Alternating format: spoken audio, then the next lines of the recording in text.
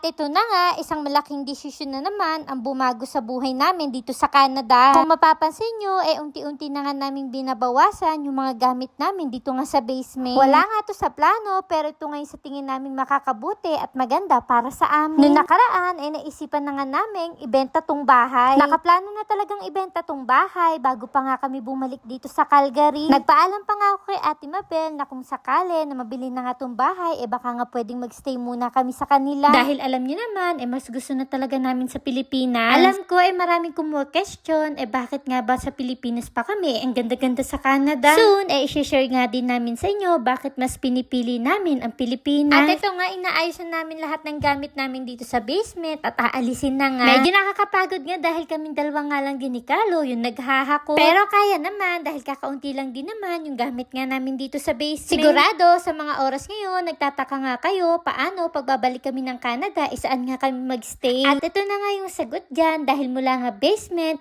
dito na nga ulit kami titira sa itaas. Kaya't ayan nga, ihakot na naman. Pero di bale, ganito nga yung masarap na paghahakot dahil na-miss ko talaga tong bahay. At totoo naman, na mas gusto namin sa Pilipinas, pero hindi namin bibitawan ng Canada. Mahal namin ng Canada at hindi na mawawala yun. At totoong, pumasok talaga sa isip namin na ibenta tong bahay. Pero mahirap din talaga kasi magdesisyon basta-basta, kaya nang pinag-isipan muna namin mabuti. Kaya't eto nga, humantong kami sa paghahakot at dito na kami titira sa itaas. Sa totoo nga niyan, habang nag-aayos nga kami ng gamit dito sa basement, ang saya-saya ko. Namiss ko nga rin yung bahay namin, yung kwarto na tinutulugan ko, pati na nga rin yung kitchen. Dati kasi, nung nandun nga kami sa itaas, madalas talaga akong magluto. Kaya naman napakarami ko ang kaldero dito sa bahay, iba-iba nga yung brand. Pag meron kasi ako nakikitang sale at alam kong matibay, bumibili ako. Kaya naman tignan nyo nga yung mga gamit namin sa kitchen. Ako, napakadami. Meron pa nga akong 2 box dito na puro kaldero nga lang din yung laman dahil panay ang bili. After ko nga maayos itong mga kaldero,